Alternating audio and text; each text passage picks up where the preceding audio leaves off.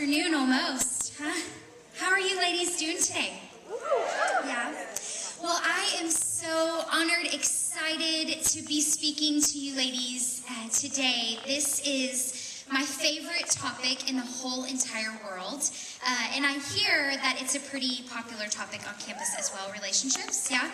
This session is really chill, really relaxed. I am an open book, and I love to just share my story about relationships. And my hope for this session and my intention for this session is not that you walk out of here and do a relationship like Joel and Casey. My intention and my goal and my desire is that you walk out of here with a desire, but also tools to have a pure relationship when that time comes.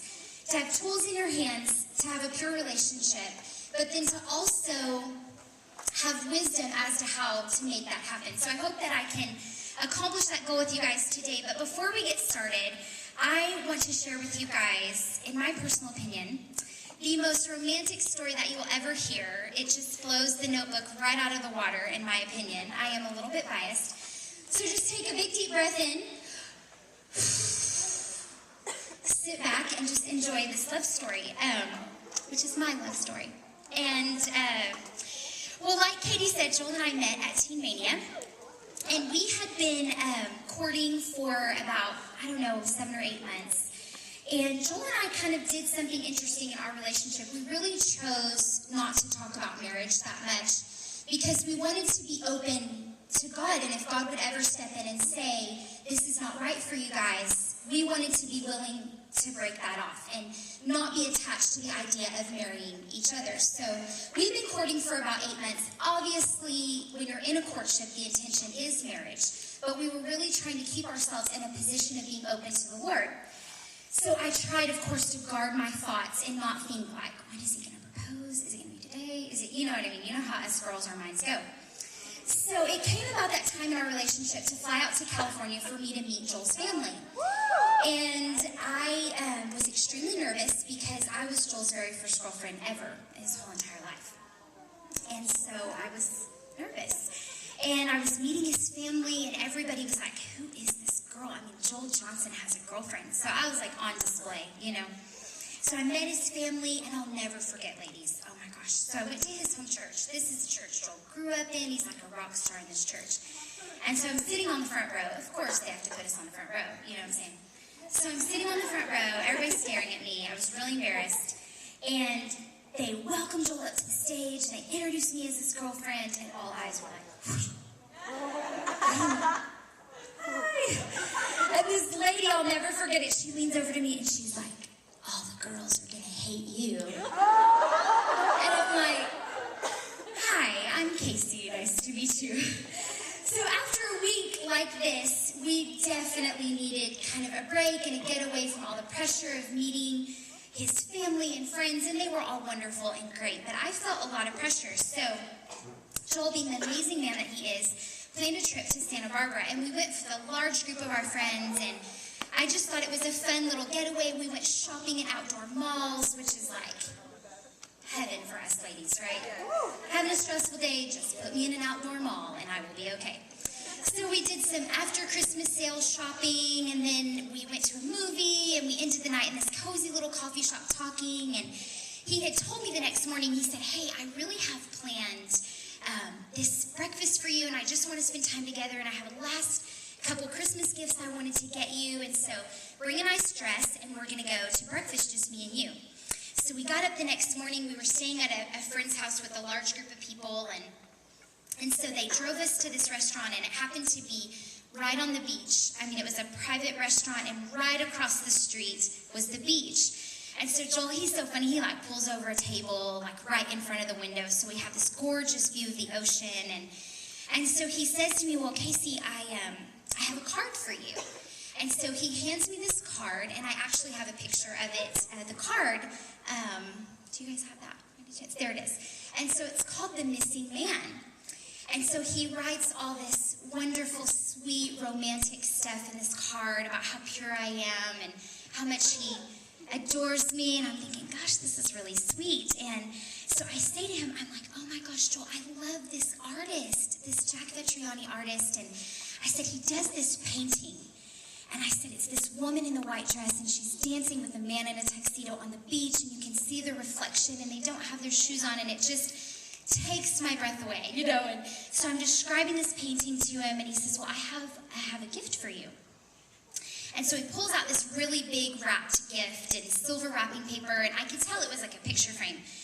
Now, at the time, he had given me lots of pictures of him and I, and so I shared a room with my friend that also worked at Teen Mania, and it was so funny. It was kind of like her side of the room and then a shrine to Joel and Casey all over the wall, you know?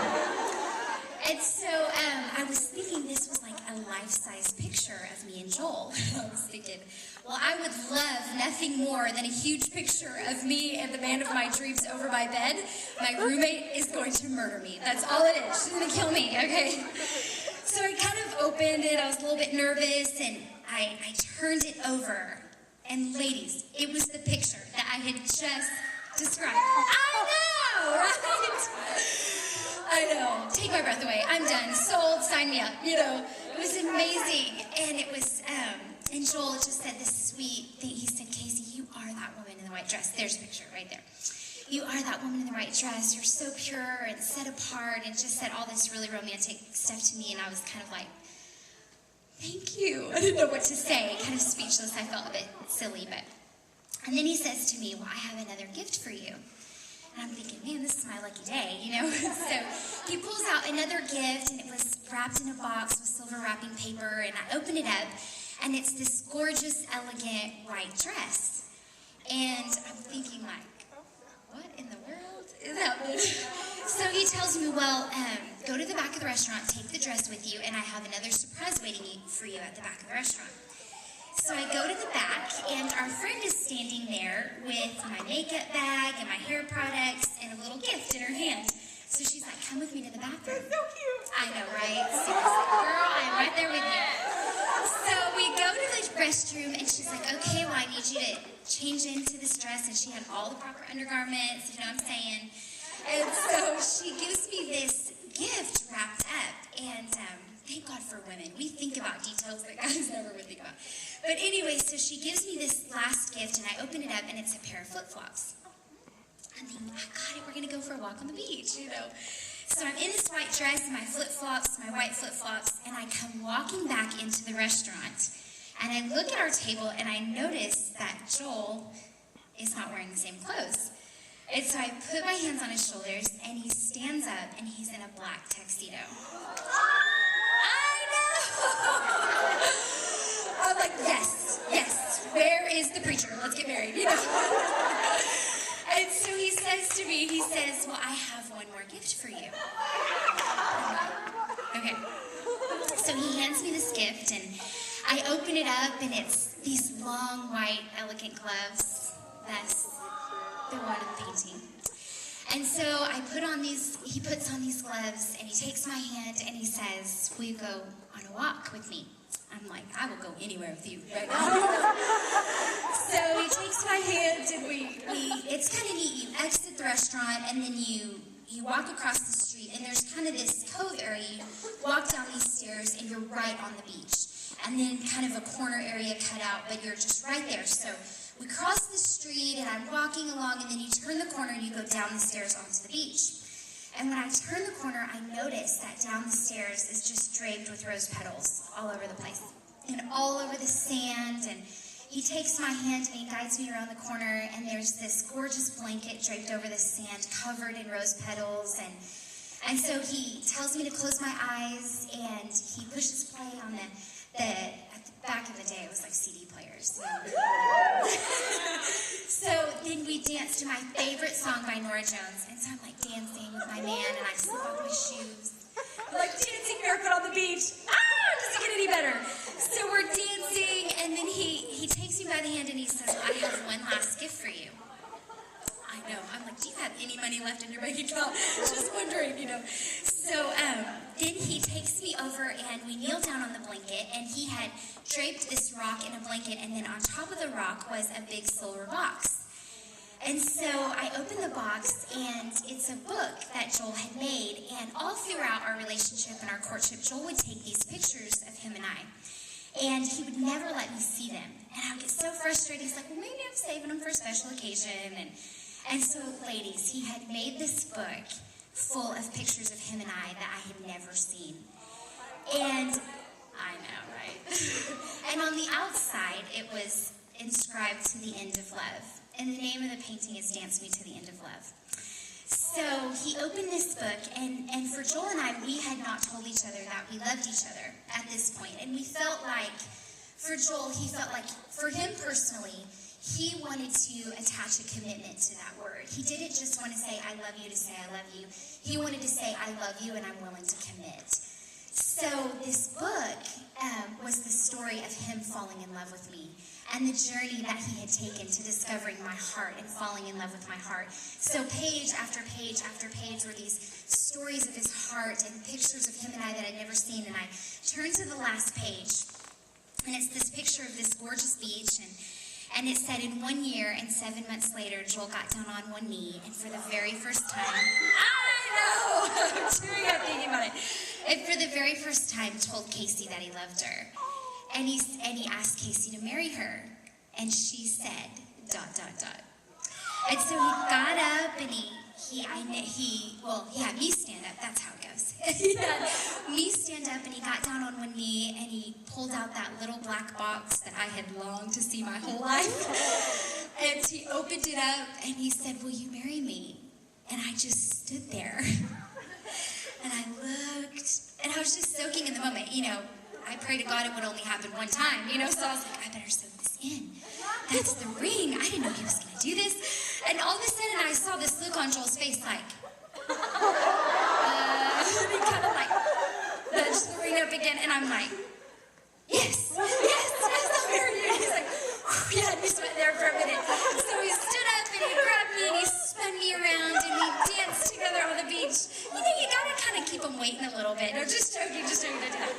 So, he spun me around, and we were dancing on the beach, and I thought, this is the greatest day of my life. And he says, well, I have another surprise for you. And I'm thinking, we're going to be poor for the rest of our lives. No, just joking. He actually had been saving for a very long time and had a mutual fund and did it a really wise way. But anyways, that's what I was thinking in my mind. And so we hopped on a plane, thank God for frequent flyer miles, and he flew me to San Francisco.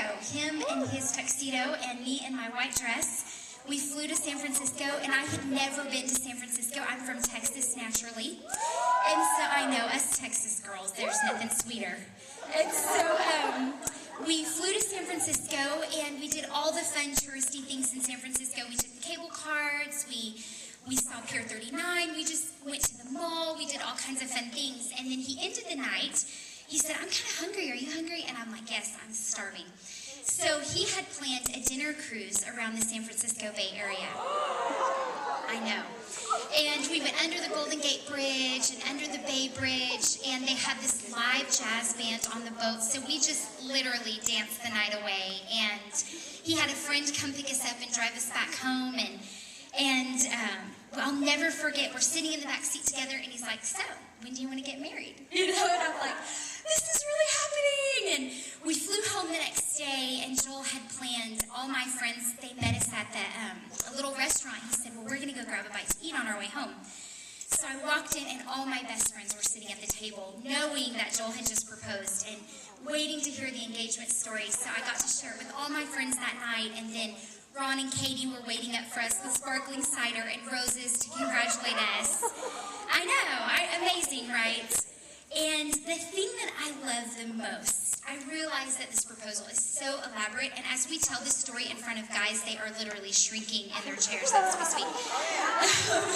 But the thing that I love about this story is that he made me feel like a daughter of God. And it was the most important thing to me. All the stuff that he did, all the things that he planned, things that he knew I would love. I felt on top of the world. I felt like every woman should feel being pursued by a man who loves her. And so that is the most amazing story of my life, right there. So wow, what do you girls think? Okay, let me ask you this question. How many of you guys want a man like that? Yeah, exactly. Well, what I would love to do today is to share with you amazing women the process that Joel and I went through to having a relationship like that. Having a relationship where we honor and love one another. And even though I don't know if there's more Joel Johnsons in the world, I'm sure there's lots of them on this campus. I don't know. But there are principles that we followed that allowed us to honor one another and love one another and cherish one another in the right ways. And so I just want to take some time today and share with you ladies the process that Joel and I went through. And we started out, and I think the most important stage that you can go through is friendship. And as Katie told you, he heard about me from Ron. Many of you didn't know Ron was like the greatest matchmaker on face of the planet. I always tell Joel, I'm like, the most thing I'm thankful for of Teen Mania is that they found me my husband, you know. But he heard about me, and so Joel started coming around and hanging out with me and my circle of friends. And at the time, ladies, I didn't know that Ron was saying this behind the scenes. Here I was coming in the office every day, knowing that behind the scenes, Ron was trying to get me married. I didn't know that. No, just joking. But I had no idea that Joel knew of me, that Joel was even remotely interested. And Joel kind of said, and he says this often, he says, you know, oftentimes when you get around girls and they like you, or you think they like you, they change. They become a different person. They put on their good side or their good front. And he said, I really wanted to know you for you. And so I knew that in order to do that, I've got to get to know you around your circle of friends or his circle of friends. And it's amazing because if I was putting on a front, my friends would call me out on it. And they did. They did exactly that. And so we had about 4 months where I didn't know Joel liked me, and we just were getting to know each other. But it was so amazing, ladies, because we would go to church together so I could see him worship. We would go to prayer meetings together so I knew he was a man of prayer. I knew his relationship with the Lord. I knew what he was like around my friends, around his friends. We really knew one another in a public atmosphere. It was really great. And during that time, and this is something I really want to hone in on, during that time, obviously I knew Joel was an eligible bachelor. I think all the girls on campus were very aware that Joel was single, and so me included in that. But I didn't want to be one of these girls that like, oh, hi Joel, what can I do for you? Hi, you know, that's just not me. Like, I'm not going to throw myself at your feet. And I remember the first night that he came over to my house, and I got a call from my buddy. We lived in an apartment full of girls that worked at Teen Mania, and then right across the way there was an apartment full of guys that worked at Teen Mania. And so Joel was over with the guys and said, hey man, I need a computer. Do you know of one? They said, yeah, well, the girls' apartment, they have an extra computer. So I get this call from my buddy, and he's like, hey, Casey, I have this guy here who needs to use a computer. Is it okay if he comes over to your house? I'm like, yeah, who is it? He's like, it's Joel Johnson. And I'm like, Joel Johnson? He's like, yeah. I'm like, oh, sure, come on over. So I hang up the phone. I'm like, girls, Joel Johnson's coming over our house. Clean up now, you know. So we're like picking up all of our trash, and, you know. Anyways, but I had this moment that night because obviously I was attracted to Joel, and I thought he was an amazing man of God. But I had this revelation. I was talking to my accountability partner that night, and I said, Faressa, I'm not going to just throw myself at this guy's feet. Like, I'm an amazing woman of God too. And I deserve to be fought for. And I'm not the kind of girl that would just have a crush on a guy. And so it really set the course of my friendship with Joel, because I knew he was single. I knew he was a great guy. But I'm a great girl too. And if a guy wants to be with me, then he can stand up and pursue me. And so from that point forward, I told Faressa, I said, Faressa, I really need you to keep me accountable to guard my thoughts, that I am not daydreaming about Joel, or I'm not thinking about him and wondering if he likes me.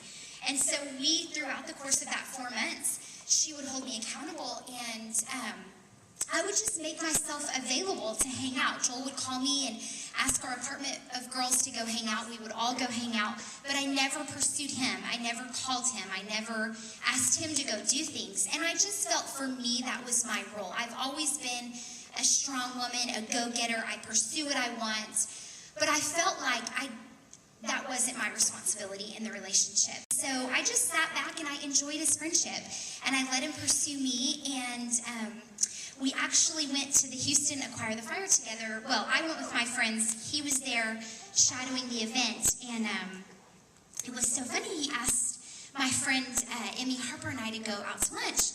And Emmy couldn't go because she was busy, but I was free, and at the time, I didn't really go out one-on-one with guys. And I just felt like it's awkward, it's uncomfortable, and I don't want to send the wrong message. And so I just always chose to hang out with guys in a group setting. But Joel asked me, and I was like, Lord, what do I do? Do I go? And I felt the Holy Spirit whisper to me, kind of like a dad does. He's like, yeah, go. And I'm like, really? Are you sure? God's like, go. And so I'm like, okay. So we went out to lunch, and we had this sweet little dinner together, and then we went to coffee, and we came back to the event, and it was kind of that awkward, like, I just went on a date kind of thing, but we're only friends, but we went on kind of a date. And so the very next day, Joel called me, we went out to coffee, and he defined the relationship for me. And he said, Casey, listen, I'm really interested in you. I love you as a person. I like your personality. He said, but I don't really feel like I know you well enough to commit to a courtship. He said, but I want you to know my intentions, is that I like you and I want to get to know you better and see where the Lord takes this relationship. Thank you, God. Have you ladies ever been in that awkward relationship where you're like, does he like me? I feel like he's sending me messages. None of that. He led the relationship. I'm like, fellas, if there's one thing you can do for your sisters, lead the relationship. And it was wonderful for me because I knew his intentions. I knew he liked me. I didn't have to worry, should I guard my heart in this situation? I don't want to, right away, immediately he defined the relationship for me. And so we decided we're going to go through, we call it a defined friendship stage, where we were friends with intentions. We wanted to eventually court, but we didn't know each other well enough to say, this is intended for marriage. So we immediately set our physical standards. And we felt like for Joel and I, the best thing for us was to do what friends do. So we would side hug, and we would meet in public places, but one-on-one. So I knew kind of my perimeter. I knew that this guy isn't committing to a courtship, but we're going to get to know one another deeper, on a deeper level of friendship. And that was so great for me because as a woman, and I feel like this is so important in guarding our hearts, I feel like in the same way that guys have to guard their eyes, we have to guard our emotions. And so I think it's so easy for us ladies that as we start to like a guy, or we get in this kind of friendship stage with a guy, we jump 15 steps ahead to like kids and what our last name will sound like as a Johnson or as a whatever. You know what I'm saying? And so I really was cautious to guard my mind. And this is what helped me, and I think it might help you. I said to myself, Casey, I will not let myself go in my heart and in my emotions anywhere that he does not lead. So if friendship is all he's given me, friendship is all my heart is going. And I was cautious and careful of the things that I shared with him during that stage. Because, like, for example, my dad passed away. Some of you guys know my story. My dad passed away when I was 16. And that has always been a very tender area in my life. And I was very cautious to share that with guys because I didn't want to have an emotional attachment with that sensitive area of my life. And so I was very cautious the things I shared with Joel with that during that season. I would still open up. I would still let him get to know me. But I was a little bit more cautious and a little bit more guarded, knowing that if this doesn't enter into courtship, I want to be okay with my emotions. Does that make sense to you girls? So for 4 months, we had this friendship setting. We would only side hug, and I think it's important to define your physical boundaries. Here's why. Because when you get physical with somebody, automatically your judgment of that person is clouded. You become emotionally engaged with that person when you get physical with them. And so you may see a red flag in their life, but you might ignore it because you've already been physically involved with this person.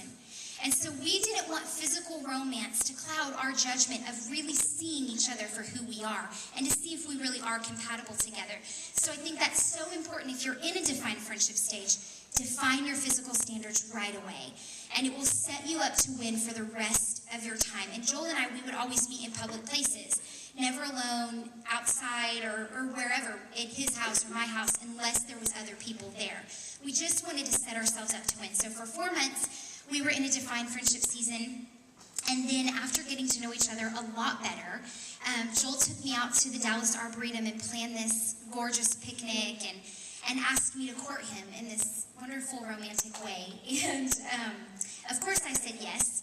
And immediately he defined for me what courtship meant to him. And he told me, for me, Casey, courtship is a relationship with the intent of marriage. and we're journeying down this road to see if marriage could be a possibility for us. And we both together decided that, we had been in friendships with people who, they were in a courtship and they said to one another, I know that you're the one for me. And I'm not saying that that's bad. Nothing I say here today means that it's bad or this. But for us, we wanted to do it a little differently. But we had a friend who said, I know you're the one for me. And all along they've been telling each other, I know you're it. You're going to be my wife. God's called us to be together. Well, about halfway through the relationship, the girl really started seeing some red flags and feeling like, I don't know that I can be in a relationship with him. But she felt bound because he felt like she was the one for him.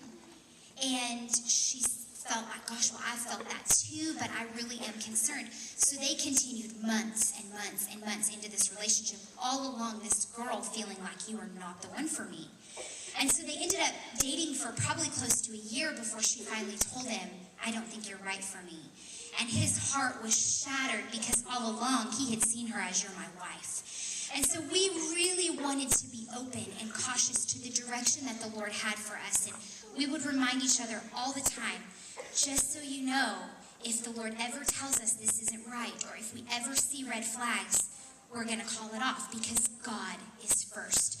So during our courtship season, immediately we clarified our physical standards. And for Joel and I,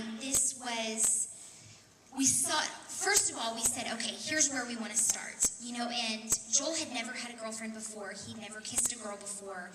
And so Joel's physical standards were a lot different than mine. I did not give my life to God until I was 17. And so I had a crazy past, and I partied, and I did alcohol, and I dated guys, and even though physically and technically I was a virgin, I didn't feel a virgin. I had done things I was ashamed of, and I just want to say on that point just really fast, for a long time I felt like because of my mistakes physically, because I had given my heart away, and because I had done things that I was ashamed of, that I was disqualified from a great guy. And I remember feeling that way, even in the internship. I was learning all these things as a woman, but I still felt like because I wasn't perfect, a guy like Joel would never like me because I'm damaged, I'm tainted, I've given my heart away, I've kissed, and the Lord really redeemed that area of my life. And here's the greatest thing about God is that when He has set you free, when He has forgiven you, the Bible says that He has cast our sins as far as the east is from the west. And if Christ can forgive you, then you have a responsibility, first of all, to forgive yourself and realize it was a mistake. You've repented, you've confessed, and you've moved forward. And second of all, to receive God's forgiveness of you. Because when He looks at you, He doesn't see you as damaged goods. And that was a revelation for me. I grew up in a very broken home. And my dad passed away when I was 16, and my mom is on her fourth marriage and has been in and out of jail. And so it affected the way I saw myself. And at the internship, the Lord really breathed a new life into me and showed me that just because of your past doesn't determine your future. And that I have set you free, and you are free indeed. And because you've made mistakes in your past, Casey, I don't see you that way. I see you as a pure, spotless bride. I see you set apart as an amazing woman of God. And I have a plan and a destiny for you that doesn't even care about your past. And so it was really kind of an uplifting thing for me with the Lord to know that just because I've made mistakes in the past doesn't disqualify me. And let me tell you this, ladies. If this guy cannot forgive you for your past mistakes, he is no guy that you want to spend the rest of your life with. Okay? Just right there. I had a friend that was in a relationship with a guy. She was an amazing woman of God, but had made mistakes in her past. And the guy she was in the relationship with just could not get over that. I mean, he had saved himself for his wife and felt it was really hard for him that he couldn't. And that's fine if that's what he wants, go on. But the truth is he missed out on a really amazing girl.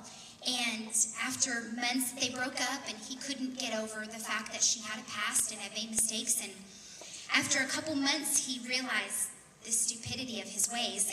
And he flew out and did this romantic thing for her and said he was sorry and he wanted to be back together. And she's like, hey, if you can't forget my past, I can't be with you. And she's married now with with a couple of wonderful babies, and he's still single. And so I just say all that to say that this was an amazing woman of God. She is a prayer warrior. She's an incredible mom, and she's an incredible wife. And her past did not define her. And she went on and said, look, if you can't forgive me for this, you're not going to forgive me when I hurt your feelings.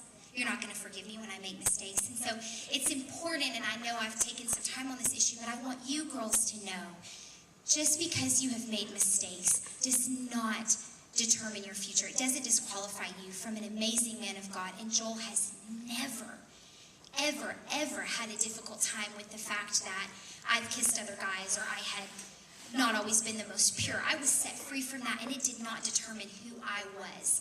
And so, but anyways, back to physical standards. For Joel, he was so pure. And for him, he really felt like, of course, we wanted to wait to kiss until our wedding day for both of us. For Joel, because it was just really important to him. And for me, I knew my passion button. I knew my limits. I knew if I kissed him, it probably wouldn't stop with one kiss. I just knew that about myself. I'm just being really honest. But I knew that, and so my goal was purity. I had two goals in this: purity and to honor Joel and to honor his purity. And I wanted nothing more than to make sure that I set him up to win, to be pure.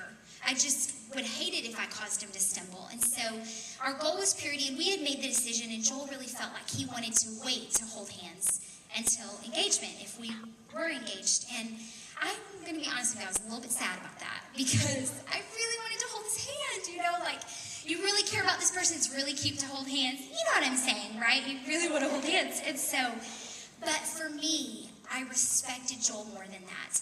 And his standards and his values were more important to me than my desire to hold his hands. And so we said, okay, that's fine. And we left, and we really prayed about our physical standards, and we met with Ron and Katie, and we met with other mentors, and we came up with a courtship contract for one another.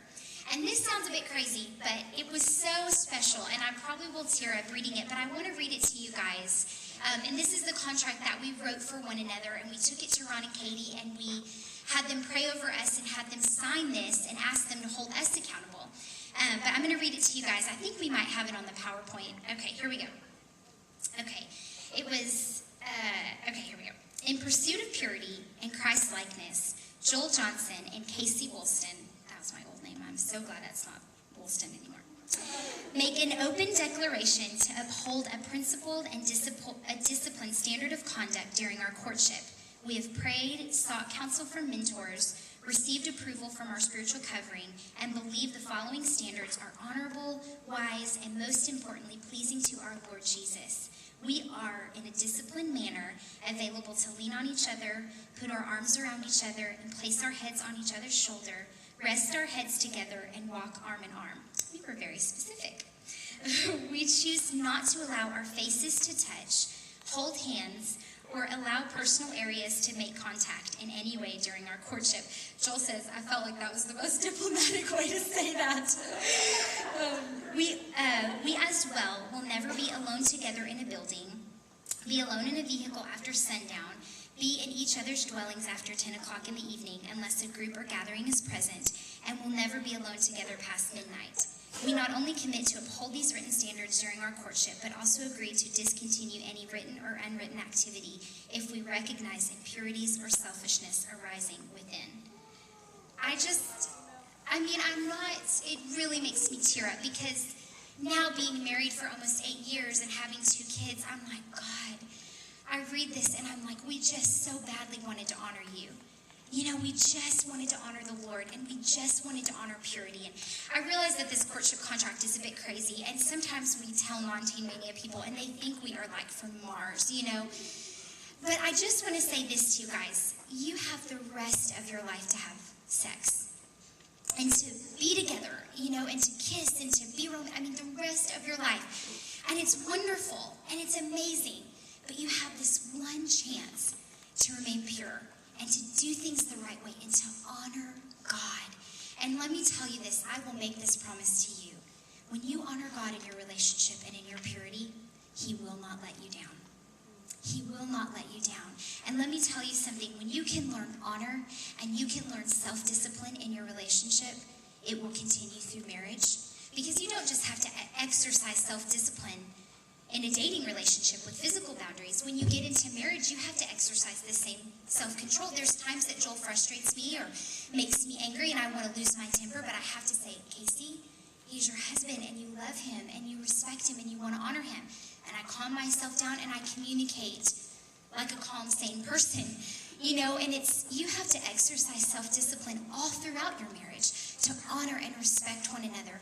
And when you can start your relationship off right, with honoring one another and respecting their purity. And I felt for me, my number one goal is I felt like Joel was so pure, you know, and I just wanted to help him stay pure all throughout our relationship. And I will tell you this, ladies, I have absolutely no regrets. Not a single regret in our physical standards. And were we perfect? No, we weren't perfect. But if you set the line of, if this is sin, right here, and you set your physical boundaries a step behind sin, and you mess up and you slip, you fall into sin. But if you set the line of sin is here, and you set your boundaries a little bit further, there's a little grace that you give yourself, and you can tweak it, and you can, because the truth is, you may mess up. It's hard. You love this person. You care about this person, and your physical body wants to follow your emotional heart. It's normal. God created us to want to have sex. He did. I mean, is it okay that I say that? He did. He created us. I'm like, oh boy, I'm going to get fired. But God created us to desire and to bond that way. God made sex. It's beautiful. It's amazing. It's incredible inside of marriage. And so it's okay. It's natural to want to express physically what you feel emotionally. But you have to set your line here so that if you slip or if you stumble into unwisdom. You don't stumble into sin. Does that make sense for you ladies? And listen, I'm not saying it's wrong to kiss before marriage. That's not what I'm saying at all. I'm saying that, and I had this girl, and I love this example. She read our book, and she emailed me, and she said, Casey, I've done everything you said to do, and I'm just following all these guidelines. She said, but do you feel like I'm being too legalistic? People keep telling me I'm legalistic. And this is what I told her. I said, the goal is not to do what I did. The goal is to set up boundaries for purity. That is the goal. The goal is purity, and the goal is respect, and the goal is honoring God. And so whatever ways that you can do that, that is the most important way. And for Joel and I, our most important thing was remaining pure, and this is the way that we felt to do that. And so we had an amazing courtship. We courted for 7 months, and then we got engaged, and was such a beautiful engagement. And we walked down the principles of setting ourselves up to win in marriage and all those things. And then we shared our very first kiss on the wedding altar. And it was beautiful and amazing and really nerve-wracking. And Joel said that he practiced on his hand a lot the night before. Which, I don't know, he may have, but it was amazing. And girls, I just say this to you. I have no regrets. I have no regrets. And we have had 8 years of amazing marriage that has gotten truer and deeper and more wonderful. And we are best friends. And I will say this to you, and I know Katie says this to you girls too, but if you want an amazing man like that, be an amazing woman deserving of a man like that. And how do you do that? And I know I've already talked to you girls about this, but take this time, this year at the internship, this year at the Honor Academy, to be the kind of woman that you long to be. I mean, I didn't wait for some man to come along. I really maximized my time at the internship. I had so much junk in my life that I needed to get out, and healing that needed to happen. And so really spend your time developing and becoming that amazing woman. And when you do enter into a relationship, I just want to encourage you to just do it the best way possible, because what the seeds that you sow in your relationship, you will reap in your marriage. You will. And if you take the time to pull back on the reins, even though you're so passionate and you're so excited, you love this person, you want to be together, pull back on the reins and develop that friendship. Really take time to develop your time together, getting to know one another, looking for red flags in their life. Because I'm going to tell you girls, Joel is my very best friend. I believe 100% that man was created for me. We are best friends. We talk about everything. We love being together. We love our family. We love our kids. And it's the greatest gift other than Jesus Christ that God has ever given me is Joel and my 2 kids. And he allows me to be the woman that I'm called to be. He's not intimidated by my strength. He'll stay at home and watch the kids so I can do what I'm called to do as well. You know, and if that's the kind of guy that you want to attract, take this time and be the kind of woman that God has called you to be. Amen.